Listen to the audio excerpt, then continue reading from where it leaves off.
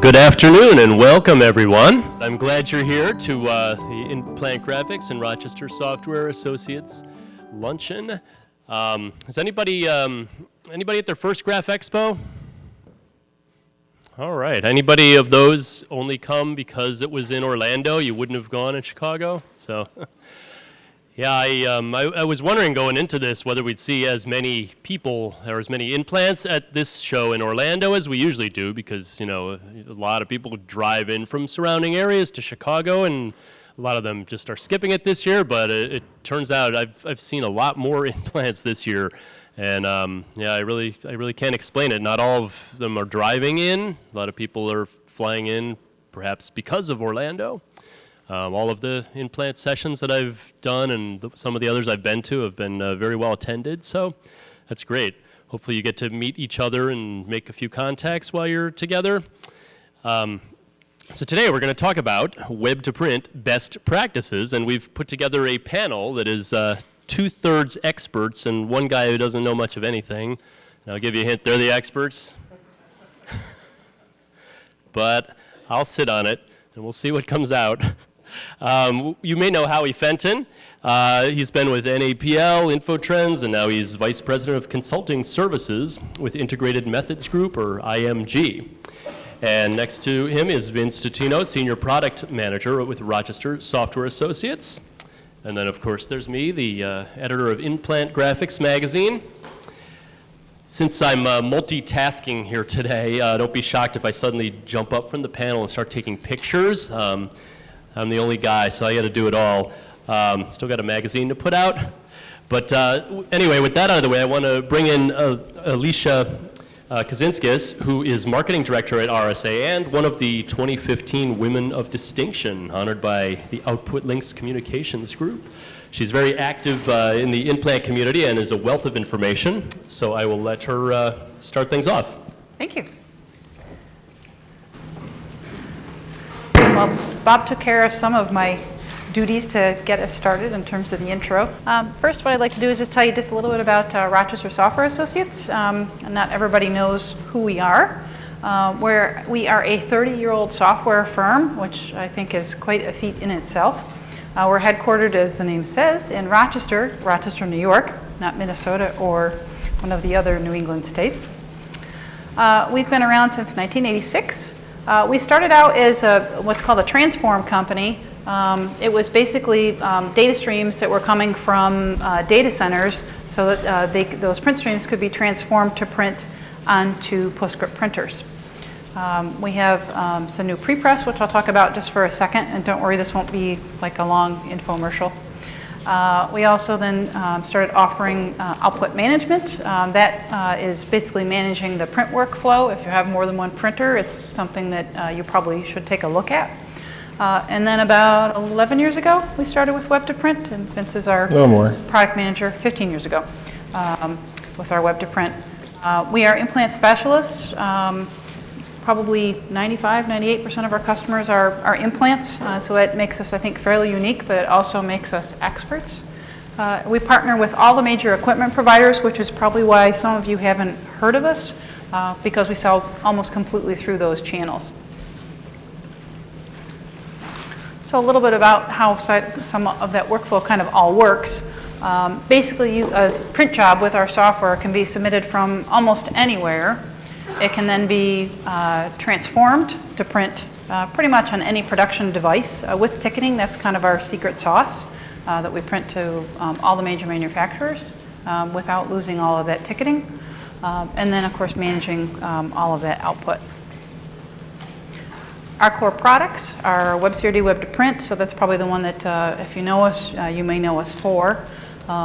QDirect is our output management software. I've got all of our transformational products down at the bottom there. And then one that's new that we announced last year at the show is called ReadyPrint. It was originally make-ready software, and this year we're previewing the second version of it, or 2.0 version, so it's actually more than the second version. And we're adding some other prepress capabilities where you'll be able to do some automation. There's some binding capabilities and then simple submission. So if you have problems with files coming into the shop, And again, it works with various manufacturers. We ask that you might want to come and take a look. We're in booth 2067. So we'll do the panel introductions. We've already had, I think, some of the bio read for both Vince and for Howie. When Bob comes back from his picture taking, I'll give you his bio. We're kind of setting the stage for the conversation. I think it's kind of interesting how we came about this. A little bit of Q&A, and then we'll share some resources with everybody. So Bob, who's doing like 8 things today, and I got to tell you, I turned the tables on Bob when we decided to do this panel. At first he thought it was kind of strange. Hopefully I convinced him, because I think he's talked to more implants than just about anybody that I know. As he said, he's the editor for Implant Graphics. It's the only magazine in the world dedicated exclusively to implant managers. He served as the editor of the Philadelphia-based magazine since October of 1994, and I think because we have some new people, you might not know of the publication, so I definitely encourage you to sign up to get Implant Graphics. It's free in print and free. They have a Friday e-news that I know I wait for every Friday to see kind of what's in it. Prior to that, he was managing editor at Printing Impressions magazine. He's pretty active in the implant community, as I mentioned. He attends all the major conferences. He's been to 135 implant operations, so he pretty well stays abreast of managers' concerns, and that was kind of why I wanted to have him on the panel, because I think he has a pretty good handle on what's happening out there. He's given numerous presentations. There's usually some humor in his presentation, so I don't know if we'll see some shenanigans today or not. His presentations have been in US, Canada, and Australia. He coordinates Imprint, which is an annual conference for implants. That's down in Washington, D.C., right? Oh, wait, no, that's the awards. Did you go? The Imprint Awards, sorry. Imprint Awards is... Yep. Yeah. So, to set the stage a little bit about, why is it important that we talk about this? This actually was a topic that was inspired by implant managers, from some of our customers and some other people who were looking for information about successfully implementing web-to-print software. And folks said they weren't really seeing the information they wanted to about implementation that was out there. So we said, that might be a good idea to start to share some of this information. We feel that nobody benefits if the software doesn't actually get implemented and used. So we'd like to share our expertise with you from these folks, as well as some other content that we've put together. You're probably not experts at it. We've been doing this for so long. It's not like you buy software every year, so you might not have the experience that we do with handling and implementing it. Our goal is really to give implant managers some practical information you can take back to your shop and use right away. No matter what stage you're in, whether you're somebody who has web to print or not, or maybe you're a little ways down the road, every situation is a little different, so everything might not necessarily apply to you. So how we're going to break this up is kind of 3 stages. We've been blogging about this. We had sort of 8 topic areas, and we put it together in an ebook. I've got a handful of them here, and we'll get them to everybody after the session. But we found in looking at the 8 sort of topical areas, there was a kind of a blurring of lines of the different stages. So we said, well, let's kind of look at it as 3 stages: early, middle, and late. And then on the screen here, you'll see some of the things that happen. And we'll spend about a dozen minutes on each of the 3 areas. Okay, so early stage. So what we're going to do is each of them will spend about 4 minutes talking about some of the best practices they've seen in each of the stages. And for this question, I'll start with Bob and work our way along. What have you seen? Yeah, sorry, I'm starting with you. Best practices for implementation? Well, getting other people besides yourself to have input is important, such as, did a story on the University of Oregon, and they actually formed a committee of employees, implant employees from different areas, from digital printing, pre-press, the mail end, all with their own important features in a web-to-print system so that they could sit together and see what they really wanted.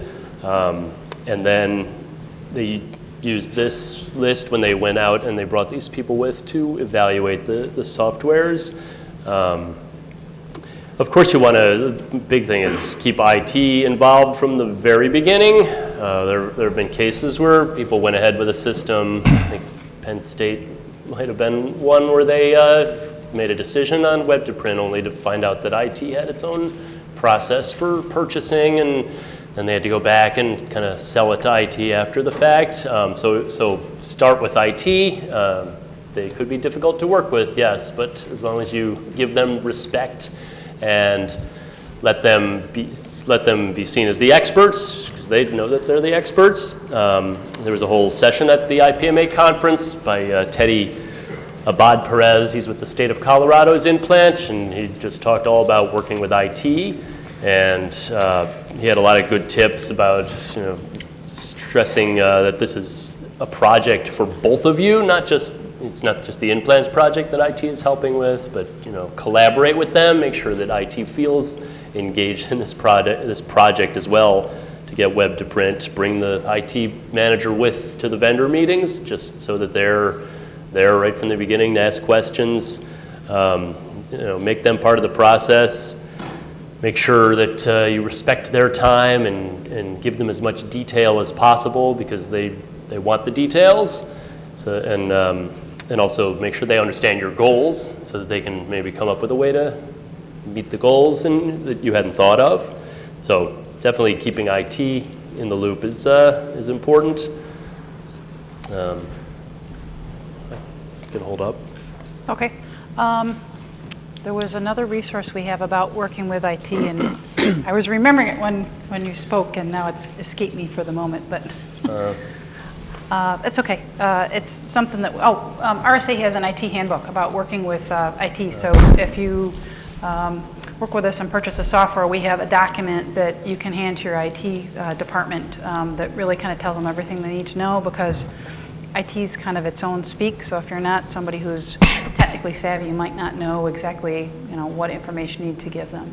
So, Vince, what can you share for best practices for this particular stage? So early on in the process, one of the things that we see is that you've got to spend some time, you've got to set aside this time to work with the vendors, right? A lot of times we know everybody's so busy, you're already 110% allocated, and then somebody comes to you and says, we want you to implement this system. So now you've got to print all the stuff you also have to manage your people, and then you've got to set aside time to implement a system that you may or may not know everything about. So one of the things that we sort of recommend is that you work with your boss or whoever to make sure that this is a priority and set aside the time to do it. At least in our implementations, we'll stick with you for as long as it takes, but if you're only willing to work on it an hour a day, it's going to take a long time. But if you can cut that out and shorten that cycle, spend more time at it, we've seen people come up in 30 days, if they're really committed to doing it. So that's one thing I recommend. The other thing is having somebody technical on your team, and they don't have to be a programmer or anything like that, but I sort of call them print shop technical people, right? So you know how to work with Excel spreadsheets. They also know how to get into the front end of the printers and set up paper stocks and do all that stuff. If you have somebody like that around, it's much, it's a lot, very helpful in making the process smoother. And the final point I'll make before we turn it over to Howie is that people always have a hard time managing change, right, or dealing with change. We have a lot of our implants that say they survive one retirement at a time, because there are some people who will just never use the system. They still want to do the paper thing. You kind of have to be a counselor, someone who tries to convince people that change is actually good, and it's not only your customers but your staff as well. There are some staff members who may be pretty set in their ways as well, and convincing them that new technology and new ways of doing things are better than what you were doing before. And the other side benefits of that is that you're going to have a better implant at the end of the day, right? You're going to have it insulated against when people come around to start trying to think about outsourcing or closing or going somewhere else to print. You're basically saving saving the careers of the people that are working there, and also giving them new skills, right? So if you stick with the old stuff long enough and you don't want to learn anything new, then pretty much you can become obsolete, right? Kind of like your cars, you know, you don't keep driving your car after it won't work anymore just because it's the same car. So anyway. Thanks, Mitch. Actually, I'm going to hop back to Bob just for 1 minute, okay. Talk about rollout, and then we'll go over to Howie. Yeah, I mean, when talking about once your system is installed, some people have made the mistake of launching it in one big grand event to everybody at once, and it's probably not advised. You know, for instance, Citrus College out in California, they picked a small group to test it with, which is kind of the recommended thing to do. So they got a sample of 25 faculty and staff and departments, and they included some of their biggest and most demanding users just to test the system, to send some orders and get their feedback, find out what's not working for them so that they could make adjustments, which they did, and they found that some of the people who were most critical at first, once they fixed all those problems and then launched to everyone, they were the best users. So you can get a lot of people on your side by including them in that test group and not throwing it out to everybody at once. You know, Western Southern Financial Group is another one. They tested online ordering at a couple of their district offices first before sending it out to everyone, and then they just slowly expanded it in phases. So that's just an important thing to know when you're at that point. Thanks, Bob. Howie? So one of the things that I find fascinating is I visit a lot of implants. For the last 15 years, almost exclusively, a little work with commercial, but mostly with implants. And one of the things that I find fascinating is there's a lot of implants that have purchased software packages. Whipped Print is one of them, Print-MIS is another, PDF Workflow is a third, and Color Management is a fourth. That when you go in there and you analyze what they're doing, they're actually not using the software. And you got to really figure out why. What went wrong? Why aren't you taking advantage of this investment that you've already made? And there's usually stumbling blocks that inhibit the success of software programs. One or two that I find often is a lack of buy-in from those people who have to use it, and then customers who have to take advantage of it. So the question is, you know, there's a technology aspect of it, and how do you get IT to support you and the implementation working? And then how do you maintain, or how are you successful in making sure that your customers use it? So one of the things that I talk a lot about in these instances is, have you put the time and effort into getting the buy-in? Have you gotten the buy-in from your staff? Because your staff can actually, believe it or not, sabotage your efforts. There are people who will believe that a technology like this will jeopardize their job. There could be customer service reps who are saying, I'm not going to really encourage people to do this. I'd rather have them call me on the phone. So you've got to get the buy-in of your own staff, and you also have to get the buy-in from your customers. And those are two completely different things. But the answer is really the same for both groups, which is involve them early in the process. So one of the things that I think is important, there's a requirement development that's critical in the speccing out of any software package. I like to get both the internal staff to give me feedback and the customers to give feedback to it as well. So you really want to have them involved and help speccing out the project, and in the process of getting their input from the specifications, they're actually buying into using the software. And the same thing is true of customers. One of the things that I do in the implementation of a web-to-print solution and others as well is I survey customers and ask them what's important, and have focus groups where they participate. And the same thing is true. As they tell you what they need and as you consider it, they're buying into the process. So really getting the buy-in from both the internal staff and the external customers I find is critical in successfully avoiding the sabotage that can occur. Mm-hmm. Yeah, that's great. We have a customer who meets almost continually with their customers particularly if there's some new capability that's coming out, to figure out what their needs are, and then when it comes out, meet with them and train them and show them. So it's a kind of a continual buy-in process. I think it was you that had a question earlier today about, how do you get people to use the system? So that was kind of the early stage. What we consider kind of the middle stage of the process is around piloting and marketing and user adoption and user acceptance. Bob, do you want to start again, or? Sure. Just to maybe continue from what Howie was saying, getting your staff to buy in, excellent ideas and suggestions. Howie had also just make sure you're explaining to them that the importance of tracking their time spent on a job and materials, because you can use that information to show how well the implant is doing and justify the implant, which in turn keeps them with a job. So it's all in how you explain it to them. You're not tracking them because you want to punish them. Make sure they understand that you're going to use the data to justify.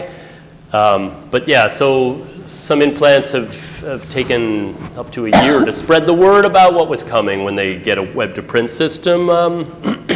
Frisco School District is one. They had they just sent messages out that it was coming, and the district was just moving away from traditional hard copy submissions. So district-wide marketing campaign, they started placing stickers on hard copy job submission tickets just to explain the change, so that people started to get the idea that something was coming and that it was going to be an online process. Then they hosted open houses, gave away offers for free copies to people, email blasts, and then they also did training sessions for faculty and staff just to get them familiar with it. All good ideas. Fox Valley Technical College, they also did the emails and Valentine cards, different ways of letting people know what was happening, put ads in the college in-service packets, and they even did some videos, just to have some fun and show people how it worked. A couple open houses recently. Wharton School at the University of Pennsylvania held an open house in Philadelphia, and the Web CRD was a big part of that, showing people. In fact, somebody, I'm not sure, was it you? Somebody from RSA was there. So, that's another idea, getting your vendor for the web-to-print software to participate in the open house. Penn State's got an open house coming up that I hope to go to in November. Over in England, University of York, I heard about how they had a bunch of campaigns to promote the web to print, and they did road shows to educate end users about how to get the most out of this new online ordering experience. So, those are some ideas about marketing and preparing people to use the system. Thanks. I guess we'll go with you.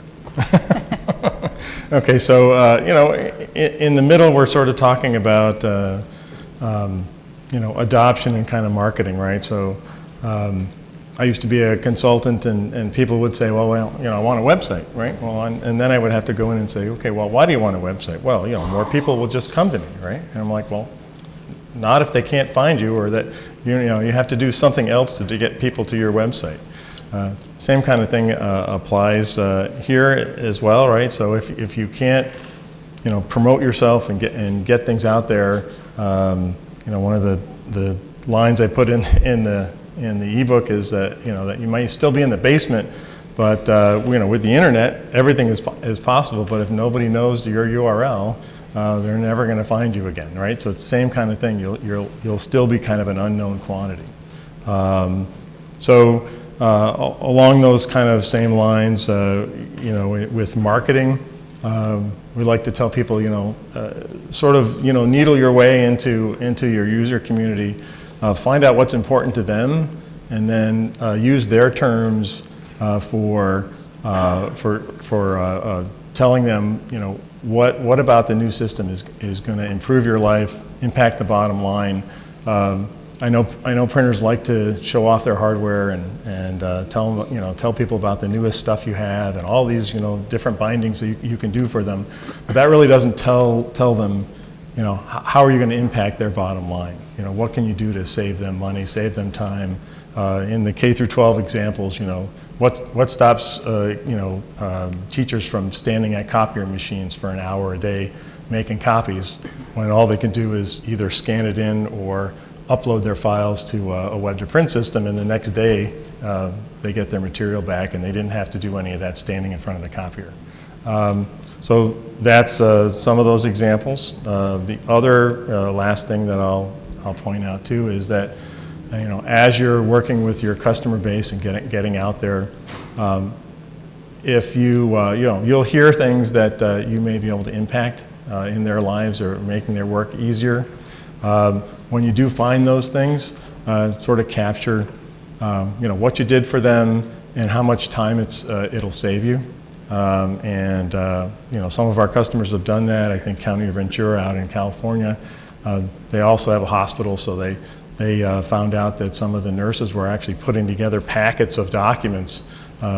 So they actually took that on and did it for them, and they've documented a lot of savings to the time that it takes, impacting the bottom line, impacting the nurses, so they can actually do nursing instead of putting together documents.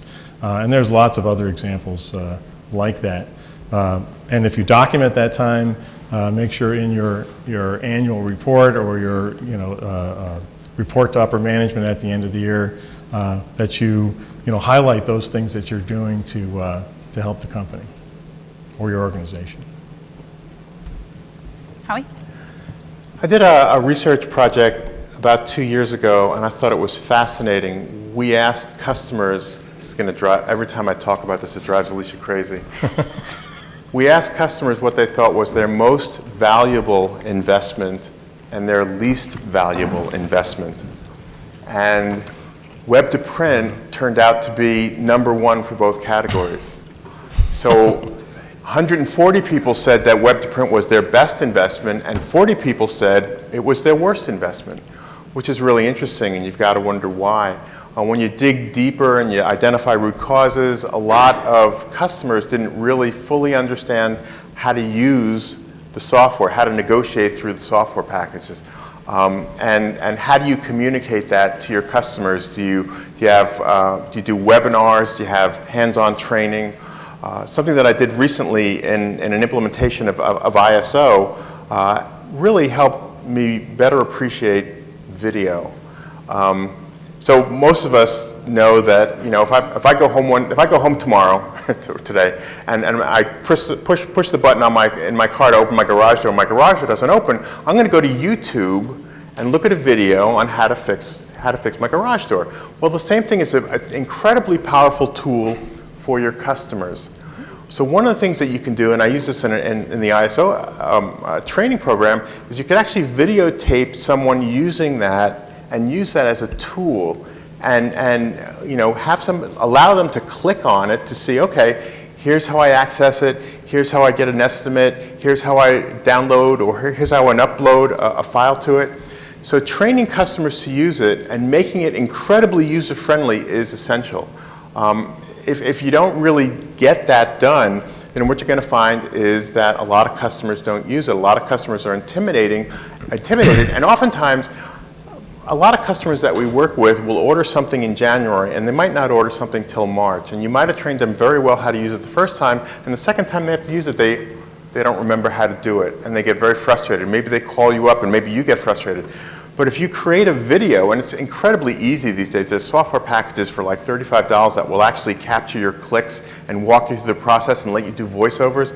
The easier you could make it for your customers to use the software, the better the buy-in will be, and the more people will actually use it. So make it training them to use it is incredibly important. Making it easy for them to understand it is incredibly important. Thanks. I want to take a minute about piloting. We had some opposing views about whether you pilot to your easiest, like customers that are friendly, or whether you pilot to customers that are a little more difficult. And I'm not sure which side of the equation Vince and Howie were each on. I don't recall that now. Sure. But Vince and I talked about this. We had a pre-meeting. I was in Rochester on another assignment. We had a pre-meeting to talk about this. And one of the things that I learned, because I had talked to Rocky Reynolds from Citrus as well, And one of the things that Rocky said in an interview to me was that he engaged his toughest clients because what he wanted to do is he wanted to win those toughest clients over. So again, engaging them early in the process, having them have input into the situation to get their buy-in. So one of the things that Rocky said was, they used to be our toughest clients, they were our toughest critics, but now that we got them to buy into the process, now that they're our best user. And Vince had another story to tell, or a different story to tell. Well, I mean, so, at least my opinion is kind of that you use your, people who are friendly to you, they may be your highest, usage customer. They don't necessarily have to be, adversarial, so there are some customers that are out there who, they're just never gonna, like what you do. So challenging, I think, is good. Challenging customers who are demanding, but maybe not your, at least in a pilot sense, right? Until you've been through the people who, okay, you validated that it works. They're high volume users of yours, and then you can, then you go over to those folks and you get their buy-in as sort of a phase 2, maybe, right? And there's a bigger message here, sorry about that. No, go ahead. There's a bigger message here, I think, which is the importance, and we didn't specify this exactly, of beta testing, going through a beta testing process, which we're both saying we're arguing about who should be in the beta test, but we're basically saying the same thing, which is you want to roll out the implementation first on a limited basis to a select number of customers and identify what problems they have and try to work through them. Maybe there's something that isn't working, maybe you've got to go to the manufacturer to help them get it, but either way, going through a beta test and working through those problems on a limited basis is critically important. It almost does, it's not quite that important who you choose for your beta test, but going through a beta test is a good idea. Yeah, and you'll find things like, people don't understand, certain terms, like duplex tumble, right? So maybe you'll change that to, all right, two-sided calendar view and do some things to along those lines, right? And, whoops, am I off? There we go. And at the same time, your users will sort of appreciate that kind of stuff, and you can put things in their terms instead of in print shop ease, right? I work with our engineers all the time about not using fancy terms for things, like paper stock, right? Well, paper stock's a print industry standard kind of thing, but normal users, when they go to the store, they don't look for paper stock, they look for paper. I just want the blue paper. So why call it paper stock all over the place? And that's just a simple example, but there are a lot of other examples like that of terminology that kind of throws people, and then that gets them to think that, oh, the system's too difficult, when it's really just a terminology that can help them out. We're going to move on to the late stage. And this is a little later through in the implementation where there's production that's happening, automation might start, and then kind of expanding your reach and influence and adding things to your web-to-print system. So I'm going to start with Howie this time. Oh. I want to share with you a story which was really interesting to me about an implementation of a web-to-print solution that was not accepted at all, and what happened as a result of it. I can't really mention exactly who the customer was, but let's just say it was a company that asks their customers to order pizza online. And they had practically zero adoption rate, and they had no idea why. And this is something that can happen late in the process where you implement a technology and you're not getting acceptance into it, and what do you do about it? The best thing to really do is to have conversations or actually watch people the way they interact with it to try to find out where the bugs are, and they might not even be bugs, but where they're getting stuck in the process. The point here is that even though you might have early success with a small group of your customers, you might find some customers are lagging in their adoption. And what do you do when you find out that you have customers that are lagging in the adoption? You've got to really find out why. You've got to either observe the way they're working with the software or talk to them or have some sort of meetings. Whatever it is, you've got to find out why, and then you've got to address those issues, because there will be some early adopters. And if you know the curve that came out, there was a great book that came out that talked about early adopters and late adopters. There's always this chasm between sort of early adopters and mass market migration. And what you really want to do is you want to get those customers on board as fast as you can to show that your technology implementation is successful and you're generating revenue and saving money from it. So you want to definitely spend some time to try to identify who your laggards are in the adoption cycle and see if you can get them on board. That's good. So in the later stages, I guess we're sort of talking about, okay, so you've had this system for a while, you're working with it, what else can you do, right? So at least in our experience, we have a lot of automation capabilities that people can, the first time that a job shows up, the first time an operator touches it is when they're taking it off of the output tray.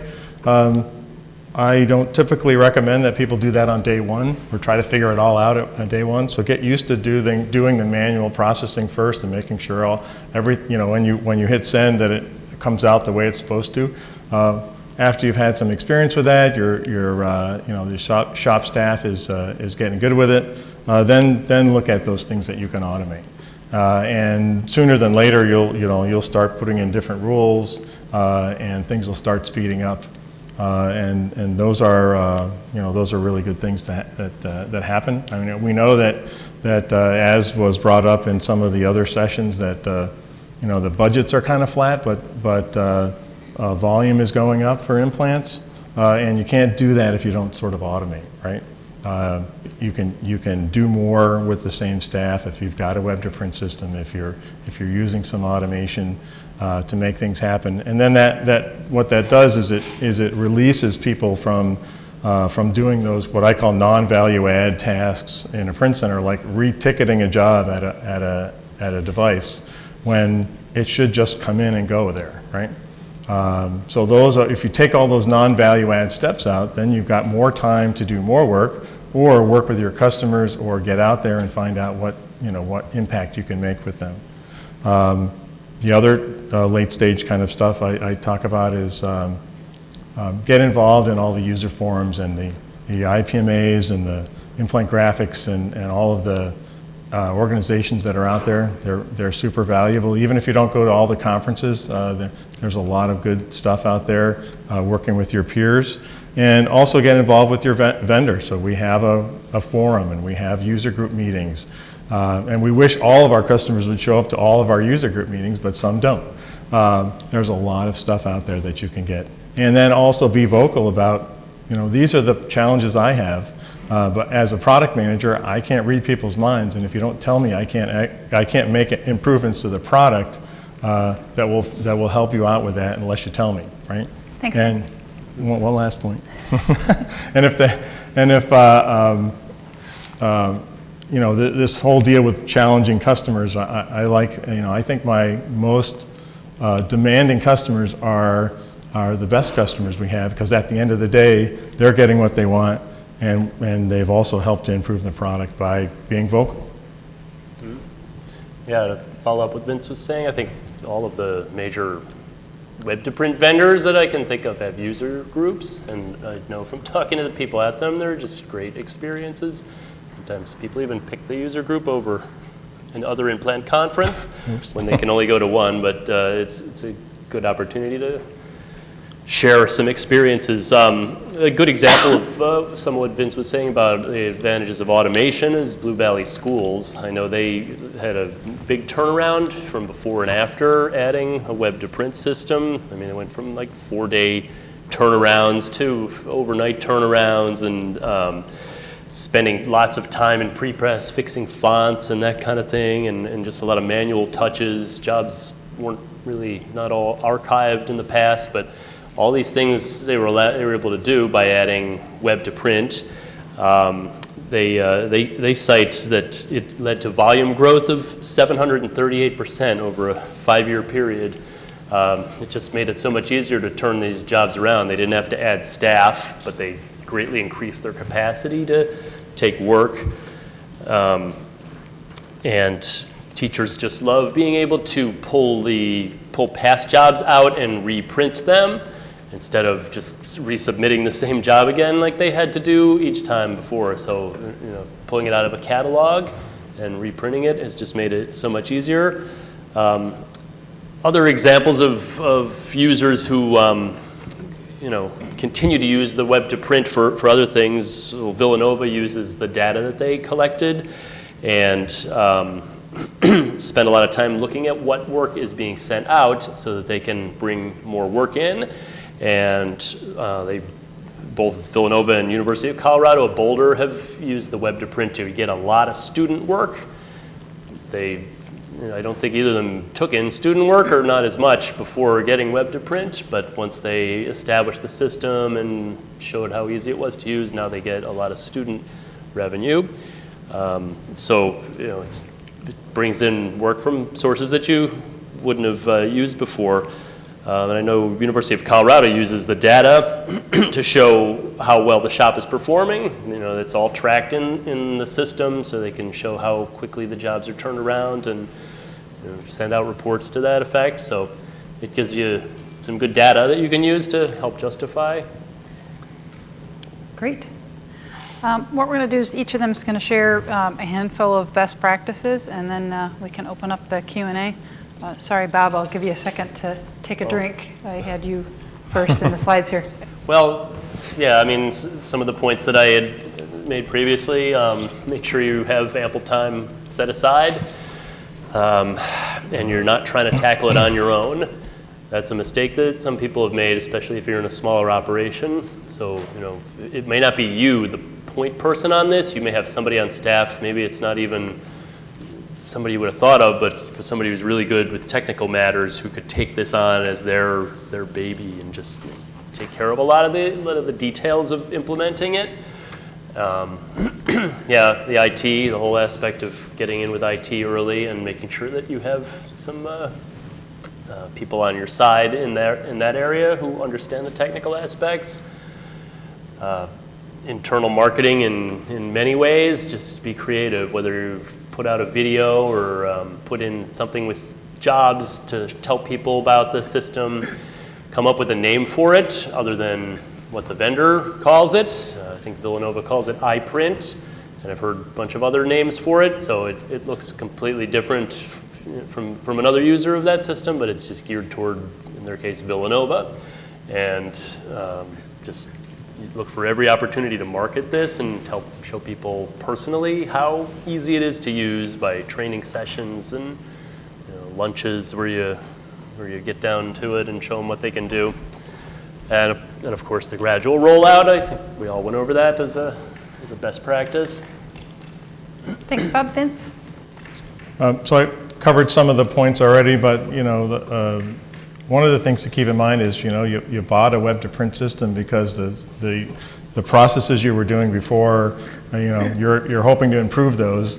So this fostering change and not sort of falling back into those processes is important. So you really want to take advantage of the system the way it is before you tell your vendor that you want it to work like your last system, because you made the change for a reason.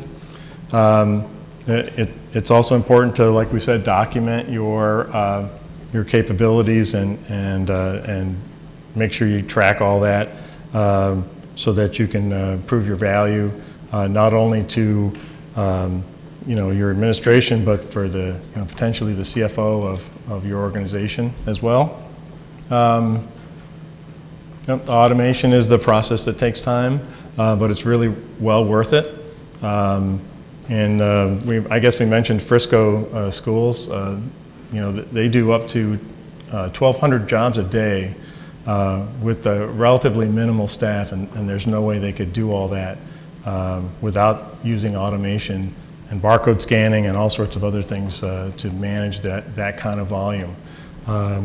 So that's it's important, but it's also something that takes time, and you don't really have to start it on day one, right? If you don't have the volume, you can start doing things manually, but at least get started. That's another point, right? Is to not let this thing sit on the shelf like Howie was saying.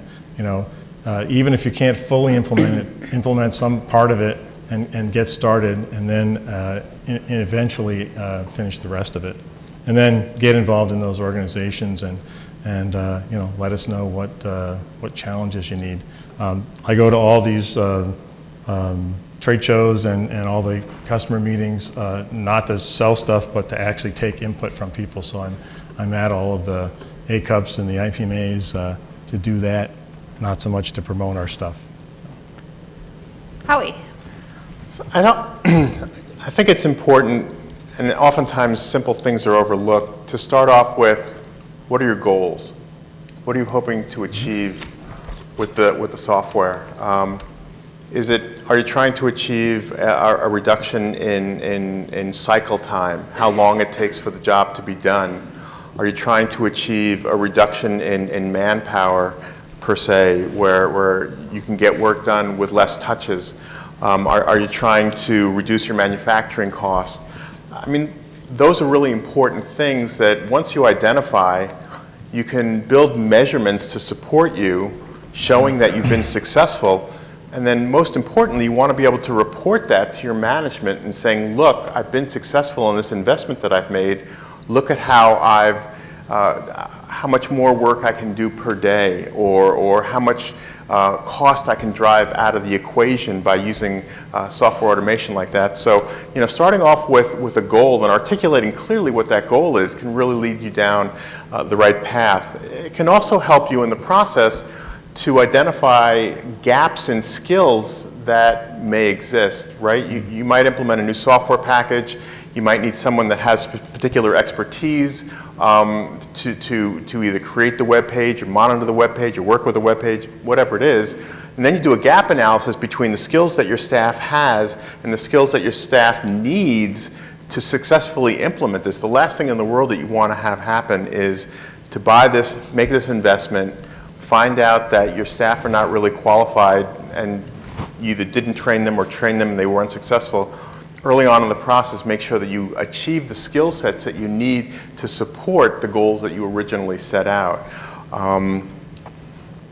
And one last thing, which I think is very important, and I just wrote an article on insourcing that's going to appear in Plant Graphics magazine, and insourcing I think is a very important topic that is only growing in importance, and a lot of leaders are saying that they're insourcing. And if that's an unfamiliar word, insourcing basically is selling your services outside, and some implants can do that.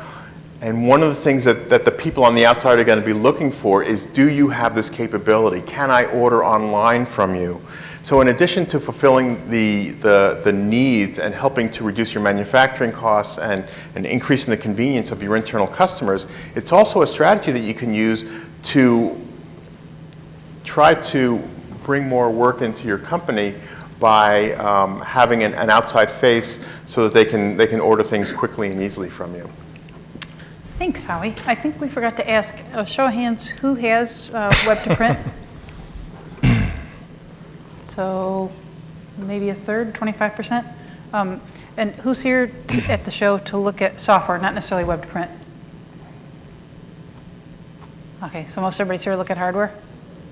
Okay, just curious. All right, so the resources that we have, this started as a blog series. There's 9 articles. We've been blogging about it for, I don't know, probably a month or so. We have a compilation of it in an ebook here, which I can send everybody the link for that, so that rather than wait for the rest of the blog articles, you can just grab that. We also did an Implant Printing and Mailing Association, that's what IPMA stands for, webinar back in August. That's been recorded and the slides are available. I can make that available to everybody. What we plan to do is make it a section of our website, because it really is about, it's so important and there's so much there that we want to make it available to everybody. So, and I think that's it. Thanks for coming, everybody. Appreciate it.